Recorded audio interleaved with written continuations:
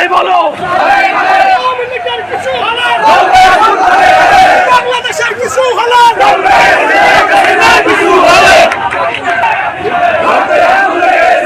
আজকে এই পবিত্র মাজার প্রাঙ্গণে আমরা সকলে সমবেত হয়েছি। আমরা এখন শপথ বাক্য পাঠ করাবেন।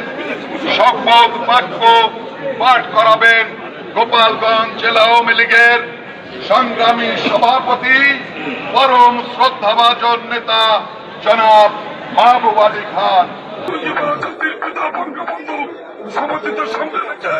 টুঙ্গিপাড়া সমাধিকে সামনে রেখে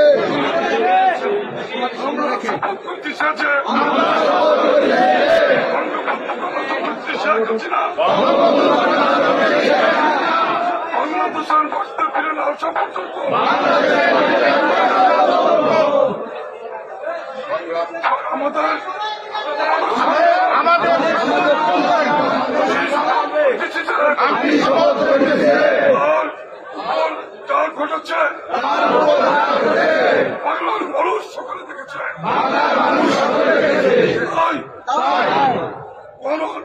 গণ আন্দোলনকে সামনে রেখে আজকে বঙ্গবন্ধু কন্যা অন্নপ্রসারণ বর্ধিত আমরা সসম্মানে তাদের ফিরিয়ে আনবো না আনা পর্যন্ত তার খবর সামনে রেখে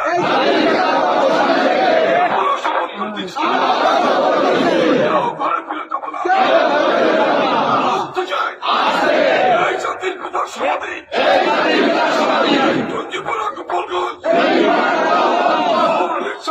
যুবলীগ সকল স্তরে আমরা সচেতন নাগরিকদের নিয়ে মানুষকে নিয়ে বন্ধুর খবর আমরা অগ্রহিত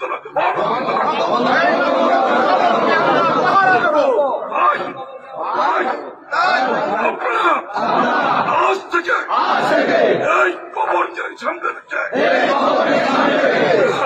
সকল আবারও কার্য করছি। আমরা কতদিন পর্যন্ত বঙ্গবন্ধু কন্যা জননেত্রী শেখ হাসিনা শেখ রেহানা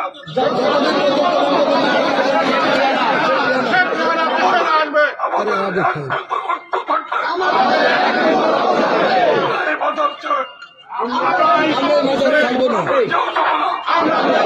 সকলের শুভকামনা করছি। আল্লাহ শেখ হাসিনা শেখ রেহানার সুস্থতা কামনার মধ্যে আজকের আমাদের শপথ বাক্য শেষ করছি।